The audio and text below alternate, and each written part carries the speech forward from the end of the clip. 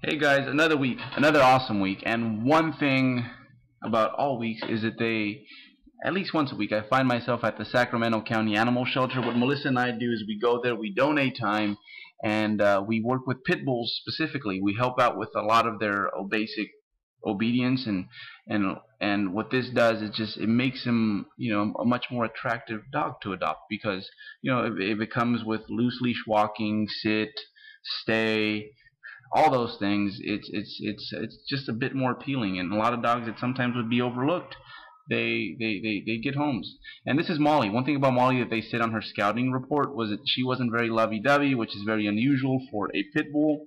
As you can see, not the case. She actually really enjoys this. And one thing that really makes her a bit unique is the fact that she enjoys water. Most pit bulls don't. I know my guys, when we're walking, and if it's about to rain and a drop hits them, they like freak out, and that's it. They're done. We're going back home, and they insist on going back home. So that's Molly at the Sacramento County Animal Shelter looking for a forever home.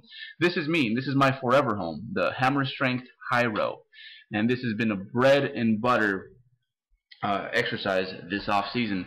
As I've mentioned many times in many old logs,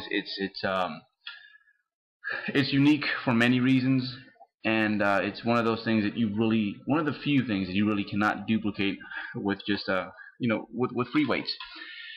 And it's pretty much the way I start all of my back workouts is on this machine right here. And as you can see, I attach my mini bands to it, and even without the mini bands, it's still a great machine, and definitely something that I would recommend, especially for someone who's trying to bring up their back, which that's kind of my issue right now. And I've made my back a priority this off season, and that's something that the longer you do this, you really, after a while, it gets to the point where you can't make those head to toe gains that you made initially. You really have to take a look at yourself and decide, okay, well, this body part grows pretty well on its own, and then there's other body parts that just really don't.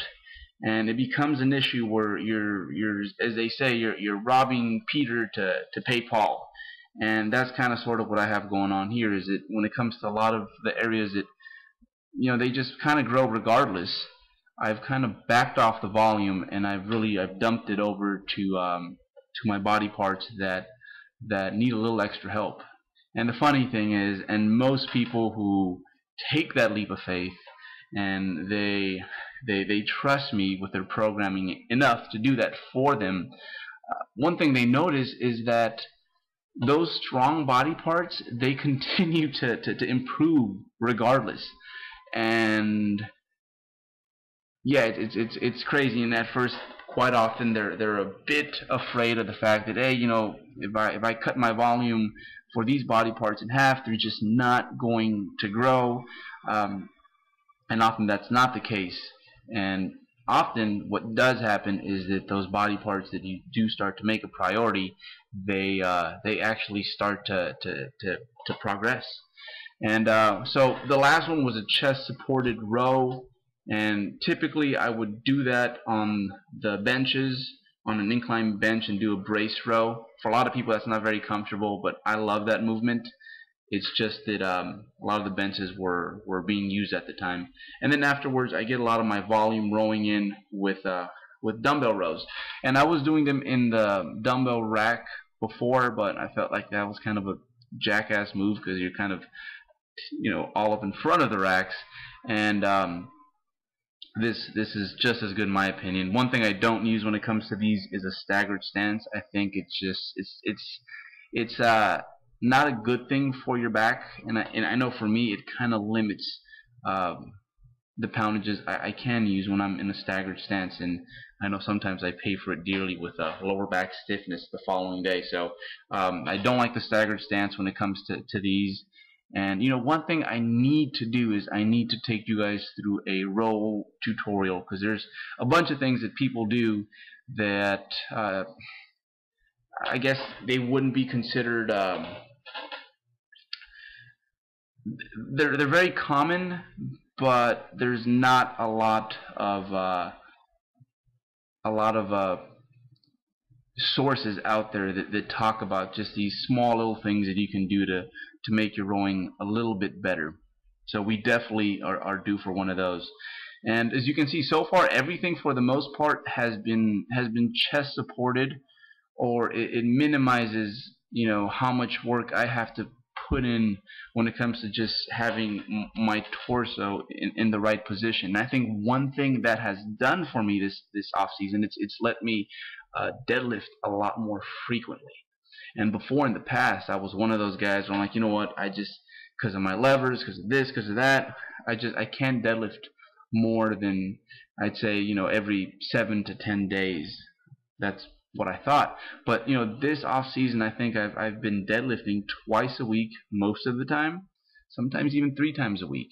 And it's something that not only have I been able to put up with, but I've been actually, this is the best deadlifting I've ever done at any body weight.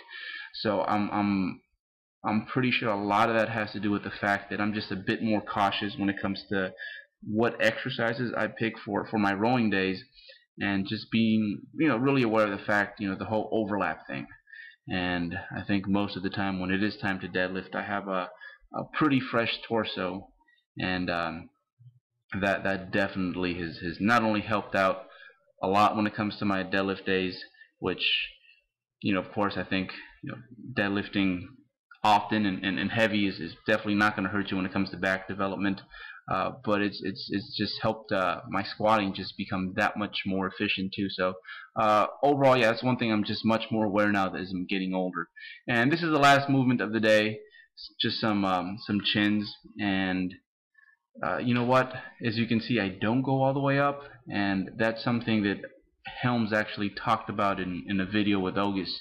And I think one thing about chins is that most of us, I'd say, yeah, 90% of us are not qualified to actually, it's called a chin, but to bring their chin up to the bar.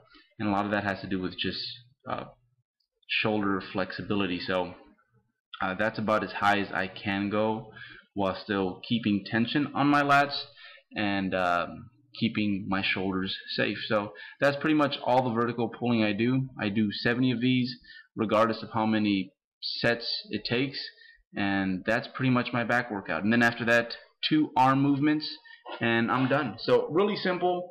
I think this next leg of my off season, I'm going to start, you know, bringing my arms back into play, because they are definitely something that lacks. But the thing is, you know, do arms win shows? You know, not really.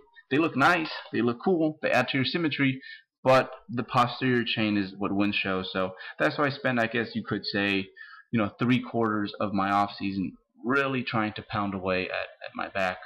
And I think now for these last few months of this off season until January, we're going to get into you know, we're going to throw in some extra arm work here and there. Who knows, maybe a little arm day at some point.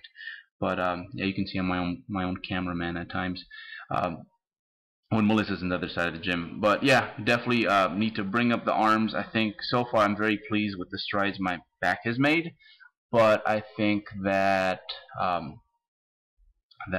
it's time to definitely start doing some more volume when it comes to both my biceps and my triceps. But I think primarily my triceps, they're the ones that have these attachment issues. So that's basically not just my week, but more so what a pull day looks like. Good week, and this next week I think is going to be really good when it comes to just mostly my big movements. I'm feeling fresh, ready to go, healthy. So look out for that. Thank you guys, and hopefully this wasn't too long or drawn out. But that's basically what my back days look like.